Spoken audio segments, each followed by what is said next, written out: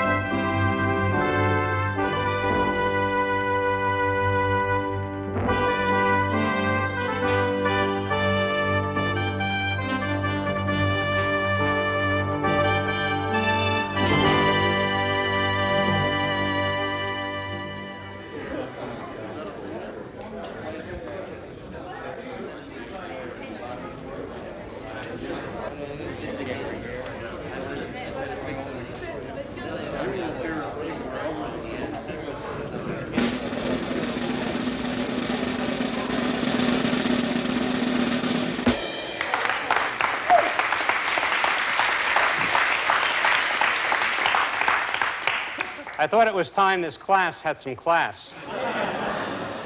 Actually, these days, scientists are pretty informal people. It's certainly rare to see one dressed like this. But in the 19th century, it was not uncommon for formal lectures to be given in formal attire. And there's no place that was more true than at the famous Royal Institution. I have here a picture that was made in the middle of the 19th century. This particular public lecture seemed worth immortalizing in a picture because it was attended by the Prince of Wales. This, after all, was the Royal Institution. The Prince of Wales, presumably, is one of these chaps here in the front row. I'm not sure which one. But the reason that this lecture is worth remembering today is not because it was attended by the Prince of Wales. It's because the lecturer was Michael Faraday.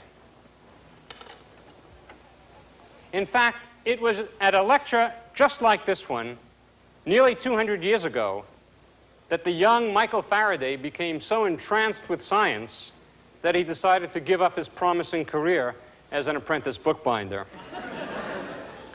But in that series of lectures, there is one man who made a lasting impression on the entire tradition. His name was Charles Wheatstone, and he was a key figure in working out the nuts and bolts that made electricity practical. And those nuts and bolts are our subject for today.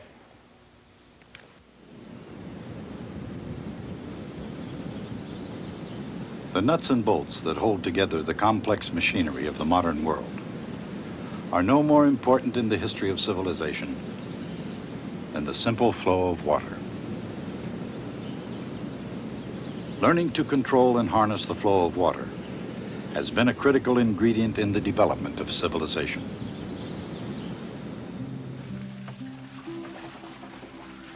It was no accident that the earliest civilizations developed along the banks of the great rivers, the Nile, the Tigris, and Euphrates, the great water circuits of nature. In order to flourish, every society had to develop the means to manipulate, control, and distribute the flow of water for irrigation, for the draining of swamps, and to nourish the growth of cities. Just as all roads led to Rome, so did an ingenious network of aqueducts. The empire survived as long as it did, to a large degree, because the aqueducts brought down fresh water from the hills of Albanus. In their time, those complex circuits of pipes that distributed water to the city's baths, buildings, and fountains were amazingly sophisticated. But only in the last century did another, flowing technology begin to develop. Electricity. Inventors such as Thomas Edison found ways to manipulate electric currents to light lamps in houses and to carry dots and dashes long distances through wires.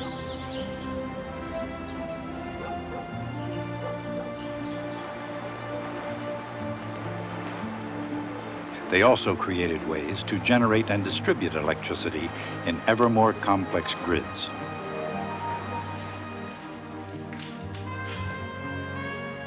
But in the days since Edison's illuminating station was the world's premier power plant, engineers have developed much more subtle ways to use the flow of electricity. Today, a single computer chip contains an electric circuit as complex as the street map of an entire city.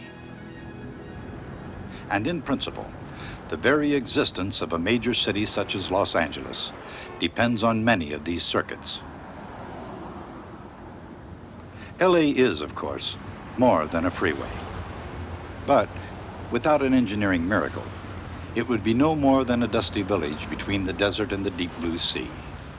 And that miracle is called the Metropolitan Water District. Whether designing water circuits or electric circuits, it all boils down to controlling the flow of currents. 163,000 cubic meters of water per hour flow through the Colorado River aqueduct toward the Los Angeles basin. 1.3 amps of electric current flow through this copper wire.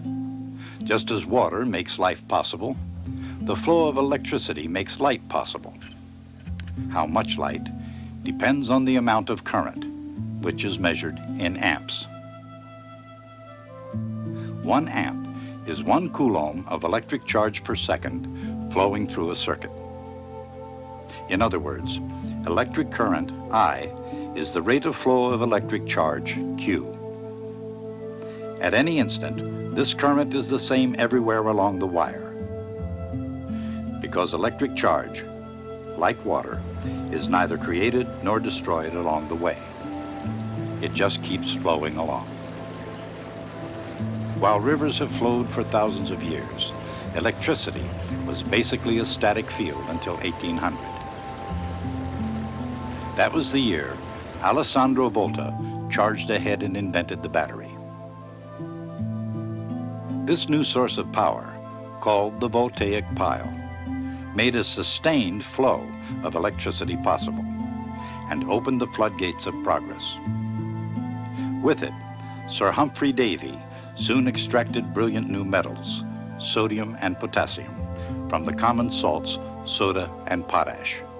A few years later, Hans Christian Ørsted deflected a magnetic needle with nothing but the current from a voltaic pile, and so discovered electromagnetism. Later, in the 19th century, Thomas Edison used the continuous flow of electric current provided by a voltaic pile to develop the first electric lamp. He also used that current to perfect a device invented by others, the telegraph. Much earlier, Carl Friedrich Gauss had seen the potential in Ørsted's twisted compass needle. An electric switch closed in one place could cause a magnet to move in another place. Others soon came to the same realization. The telegraph held the promise of almost instantaneous long-distance communication. But in the beginning, the promise of long-distance calling was short-lived. After traveling a few kilometers, the signal was too weak to activate the magnetic device. That problem was solved by Charles Wheatstone, a musical instrument maker and a student of acoustics. He found the solution to this dilemma in the almost unintelligible writings of an obscure German professor named George Simon Ohm. What Ohm had predicted with abstract mathematical reasoning, Wheatstone showed through direct experiment. The signal can be kept the same size if the voltage is increased in proportion to the distance. Wheatstone had verified the rule known as Ohm's law. To make a current flow through a conducting material, a voltage is needed. The current is always proportional to the voltage. The constant of proportionality is called the resistance. This equation is known as Ohm's law. An element in an electric circuit with resistance is called a resistor. Ohm's law isn't a fundamental law of nature like Newton's second law or the law of conservation of energy. It doesn't hold in all situations, but it's a very useful rule in most practical situations. And it helped turn the telegraph into a very practical invention indeed. With Edison's refinements and the code devised by Samuel Morse, the telegraph pushed back the American frontier and took the train with it. Telegraph wires paralleled the tracks, and the information they carried was essential to the smooth running of the entire railroad system. Not that there wasn't resistance to the use of both of these inventions. People said electricity was dangerous, and some said that at the fast speeds trains could travel, humans wouldn't be able to breathe. But there was no stopping progress. And in the long run, wires and rails together played the same vital role rivers had long played. Transporters of people, cargo, and ideas. And through miles and miles of wire, the flow of information follows from the practical use of Ohm's law. And in much the same way, similar rules lead hydraulic engineers in the design and operation of aqueducts.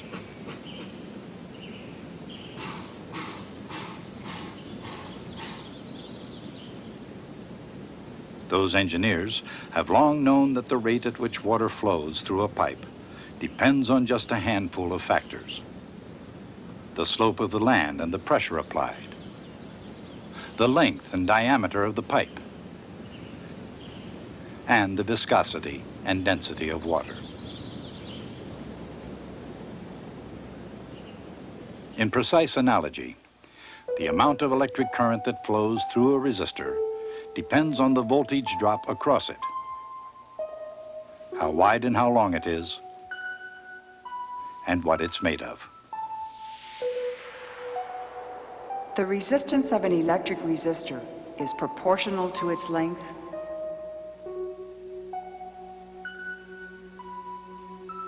inversely proportional to its area,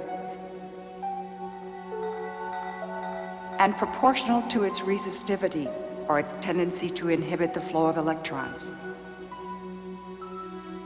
This tendency to resist is something all materials have, but to varying degrees.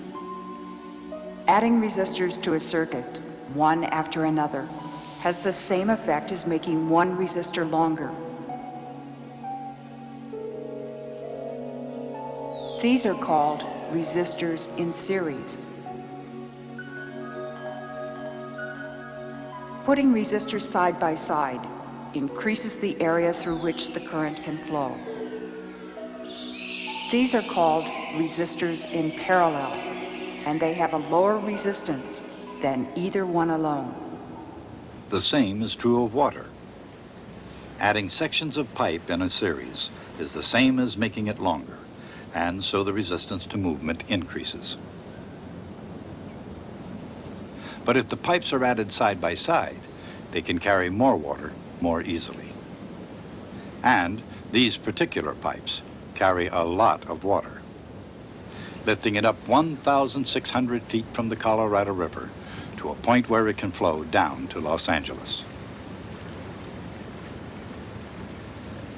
However, because the dam and pumping station were designed to carry away so much water, the project itself encountered some stiff resistance, especially from Arizona, the state which happens to be on the other side of the river.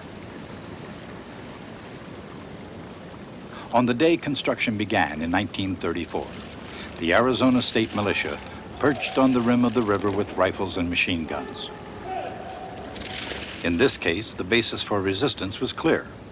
The flow of progress for California was at the expense of Arizona's future.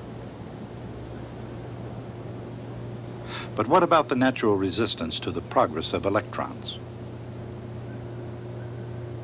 Just what is the nature of electrical resistance? Under the influence of an electric field, electrons move through a metal much as a marble falls through a viscous fluid.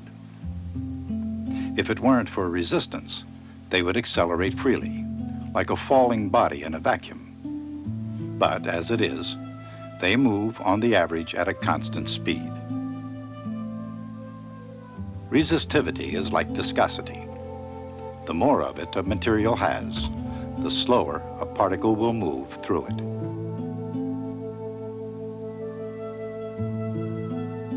But what slows the electrons down? In other words, in a conductor, what resists the flow of electricity? Inside a metal, electrons constantly move in all directions. Here, just a few of them are represented as dots. They orbit through the metal as if it were one giant molecule. This kind of flow encounters no resistance, nor does it create a net flow in one end and out the other. Under these conditions, the conductor is in electrostatic equilibrium. There's no electric field inside, no voltage difference from one end to the other. But if a battery makes an electric current flow, equilibrium is destroyed, and an electric field is created inside the conductor.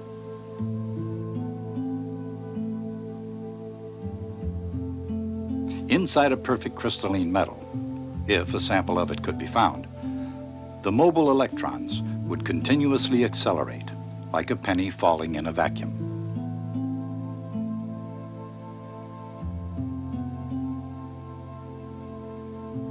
But in the real world, crystals aren't perfect. They have defects and impurities, and their atoms vibrate with thermal energy. Electrons, accelerated by the force of the electric field, bounce off each imperfection, behaving somewhat like a ball in a pinball machine. All that bouncing, all that stopping and restarting, produces the resistance that prevents the electron flow from building up speed. So the electrons move at a constant average speed, creating a constant current under the influence of a constant force. As the electrons bounce off the imperfections, they set the atoms into larger vibrations.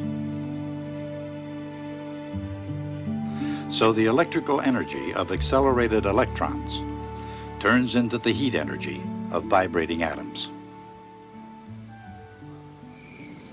And about 100 years ago, a brilliant idea rose from that heat. If a resistor gets hot enough, it will glow. And Thomas Edison found just the right materials that would glow brightly. Of course, all circuits don't glow, but they all produce heat, whether it's wanted or not. In computers, for instance, fans are used to eliminate unwanted heat. In fact, some supercomputers generate so much heat that they require a liquid cooling system to keep the temperature down. Whether heat is the goal or an unwanted byproduct, it takes power to produce it. As current flows through a resistor, the energy that's turned into heat is equal to the amount of charge that flows times the change in potential. The rate of heating, or power consumed, is equal to the current times the voltage. Using Ohm's law, the power can also be written as I squared R or V squared over R. And what's the result? Well, to start with, it's measured in watts. 1 watt is a measure of power equal to 1 amp times 1 volt. Multiply that watt by 1,000 to get kilowatts. Multiply that by 1,000 again to get megawatts. At peak hours, Parker Dam generates 120 megawatts. Watts and water, the electric grid and the water system. It's a powerful analogy that takes concrete shape here in this hydroelectric generating plant.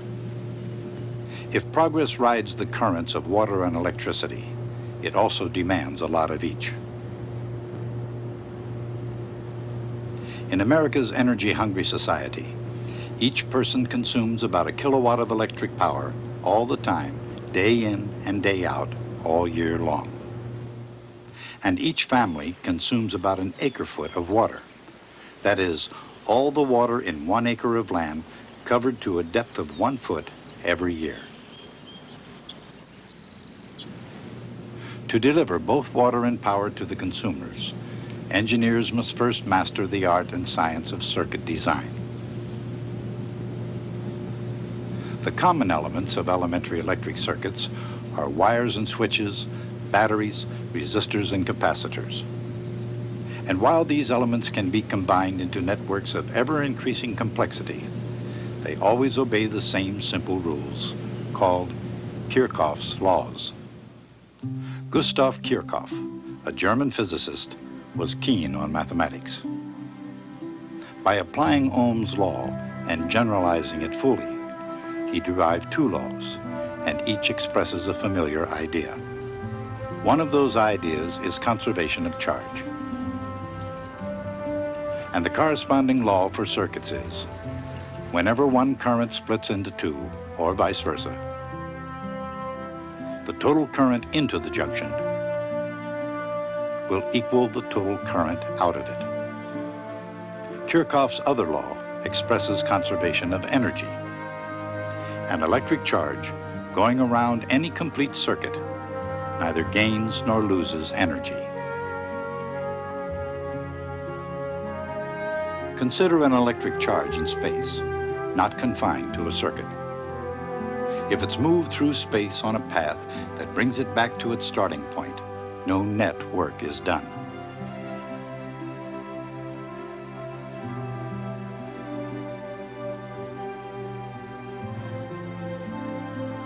The electric potential, or voltage, may go up or down, but it always gets back to where it started, and the same is true inside a circuit. Notice that an integral along a closed path has a special notation, an integral sign with a circle on it. So, in the special case of an electric circuit, all the voltage rises due to batteries and charged capacitors, and all the voltage drops due to currents flowing through resistors add up to 0. Using these 2 laws alone, engineers analyze the most complex circuits. To take just a simple example, consider a capacitor connected to a resistor and a battery. Even as the capacitor charges, the total rise in voltage equals the total fall around the circuit. A capacitor in an electric circuit stores charge, much the same way a reservoir stores water for later use. And it takes time to fill or empty either one. How much time? That depends, of course, on how big the reservoir is and how much resistance there is to the water flowing out. The bigger the reservoir and the more the resistance, the longer it will take. Exactly the same is true of charge draining from a capacitor. And applying Kirchhoff's laws, the time is found to be equal to the capacitance times the resistance. Of course, there are no immediate plans to drain Lake Havasu. As fast as water is drained to quench the thirst of Los Angeles, snow from distant mountains melts to feed the Colorado, which in turn refills the reservoir, as part of a global cycle that conserves moisture, much as electric circuits conserve charge. And so to the notion of progress is added the principle of conservation, perhaps proving that the more things change, the more they stay the same. civilization still depends on currents, though the flow of electricity has been added. And the modern city, as much as ancient Rome, depends upon and is limited by the ability to channel and distribute those currents.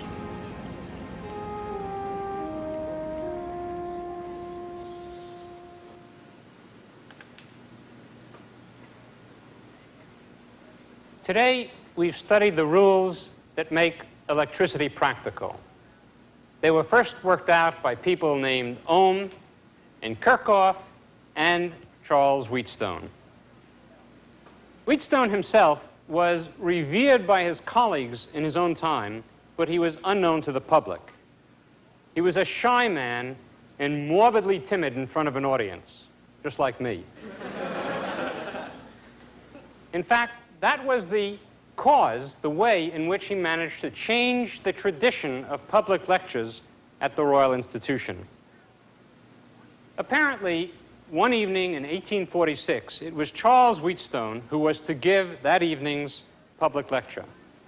But at the very last second, with the audience already waiting in their seats, Wheatstone panicked and fled, leaving nobody to give the lecture. Well, Michael Faraday stepped in and gave a brilliant impromptu lecture speculating that light might be some kind of a disturbance of electricity and magnetism, an idea that turned out to be exactly right many years later. That tradition of public lectures at the Royal Institution continues to this very day. Every Friday evening at 8 o'clock on the dot, a celebrated scientist, dressed just like this, in formal attire, steps out before a glittering audience to deliver a lecture on the latest developments in science. But for a half hour before the lecture, that scientist has been kept locked in a little room to make sure that he doesn't do a Wheatstone and run away at the very last minute. And that's the reason that I was kept locked in that room until the beginning of this lecture. I'll see you next time.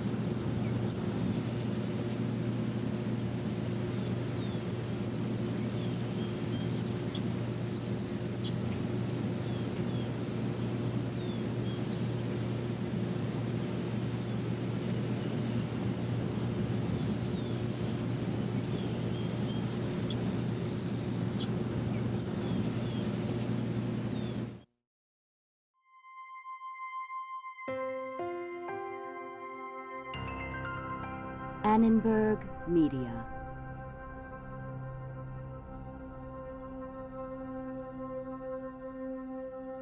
For information about this and other Annenberg Media programs, call 1-800-LEARNER and visit us at www.learner.org.